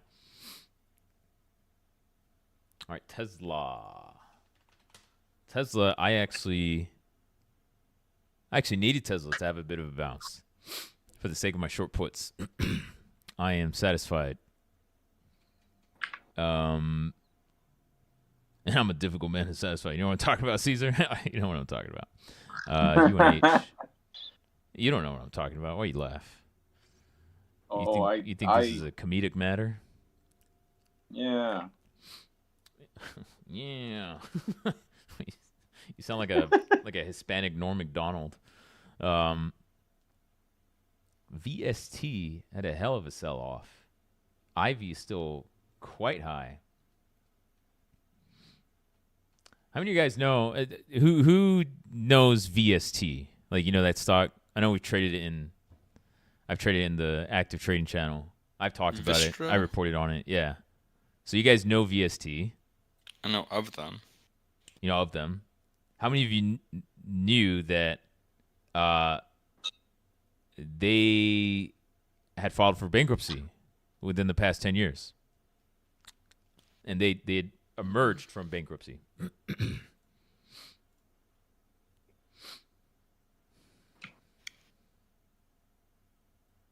So I believe that was 2017.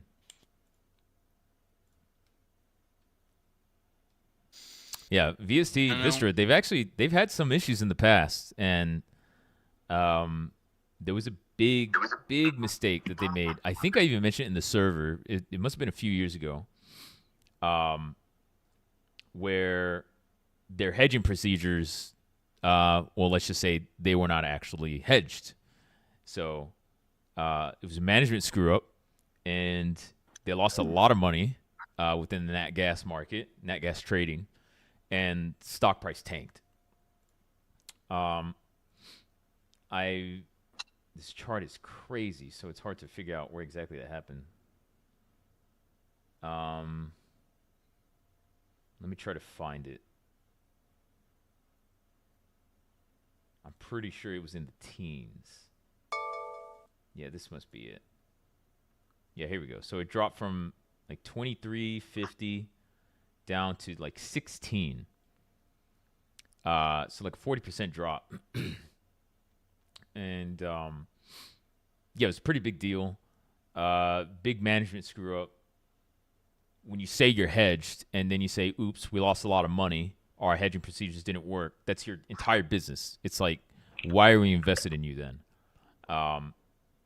As it relates to commodity trading.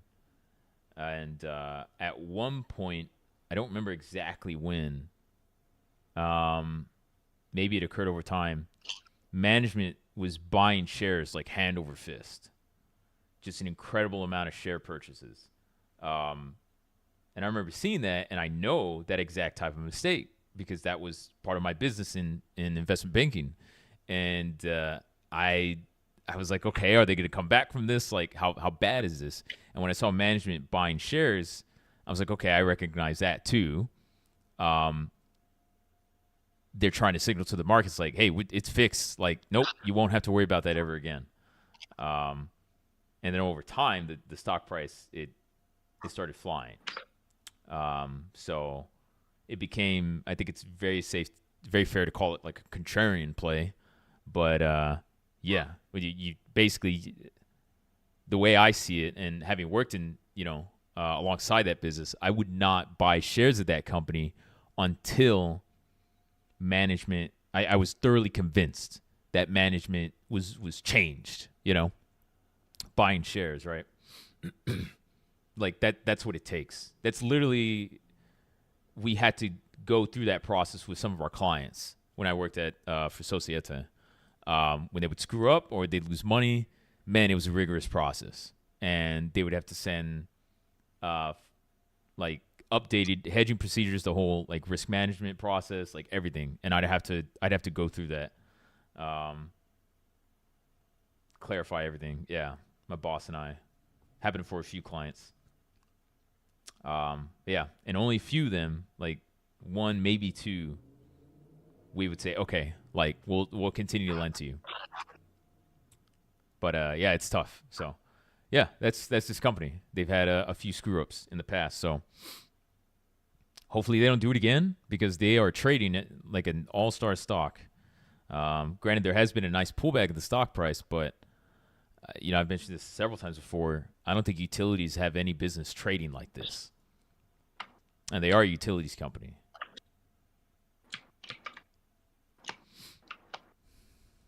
They don't have the leverage that utilities tend to have, but if margins were to compress, then their leverage can suddenly look a lot higher. Simple math. But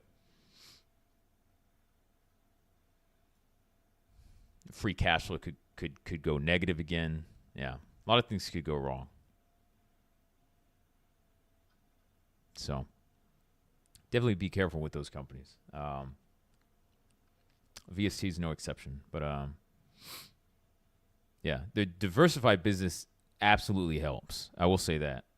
So they're a much different company than they were, a few years ago. Particularly adding nuclear power to their business, which has its own risk for sure. So at the end of the day, it's still like kind of commodity risk, utility risk, margin risk is always a thing with utilities. So leverage. Yeah, VTNR. VTNR was like, wow. They could have just picked me up from my house and flew me to their headquarters and said, "You are in charge of everything now," and I would have done a better job. Like, not knowing it, like I know the industry, but like I would have known nothing about their company, and I could have done a better job than their management. All they had to do was just leave the oil tap on. Like, that's all they had to do. It was a stupid easy business, and they screwed up so bad. Otherwise, that was a deep value play. The power of stupid management. Yeah.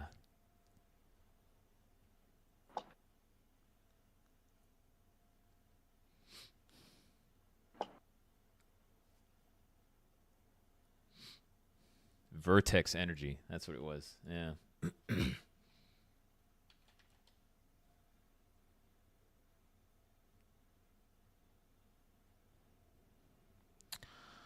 All right. We've been on for a while. I think about 2 hours. So I'm going to call it a day.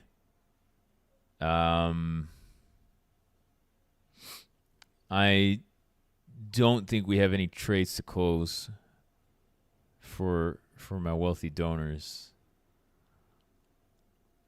Yeah, I think that's about all I got. Book club meeting tomorrow to talk about In the Heart of the Sea. Andy, have you finished? I know you haven't finished. I finished. You have finished. The audiobook or the actual book? I didn't end up buying the actual book this time. What's the last physical book you read? I've started Gravity's Rainbow. I think Thomas Caesar Pynchon. would be interested in a book like that. Thomas Rainbow. Thomas Pynchon.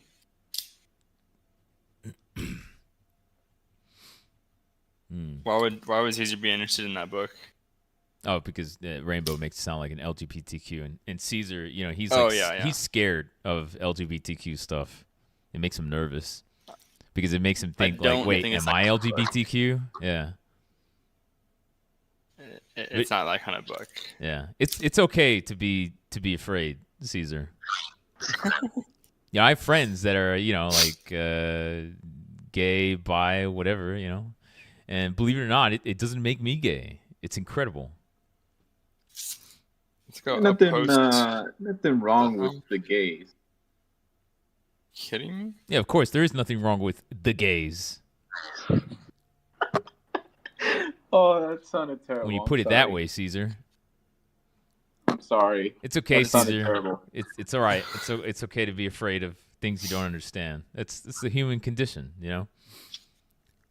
That's why I have you to talk about my issues. No, I don't want to talk about your fucking issues. All right, let's look at the market tape and call it a day. S&P futures up 0.22%. Nasdaq's up 0.2%. Dow's up 0.3, about a third of a percent. Russell's up 0.36%. VIX futures, I feel like I'm saying the same thing over and over again. VIX futures up about 0.3%. Long-term treasuries are doing well. Short-term doing all right. Gold is down 1.2%. Crude is down. What in God's name is going on? Somebody just dropped keys. Crude is down 0.9%. Nat gas is down 2.08%. Bitcoin is now, we'll call it flat. 0.3% is nothing for Bitcoin. And the U.S. dollar is up 0.07% versus other currencies. Andy, mute yourself real quick. I could just mute. It doesn't matter. We're about to end. Somebody on YouTube asked, "Where's the chat?" Look in Yasir. Look in my profile on YouTube, and I had the link to Discord is there. I'll just type that out in case you can't hear.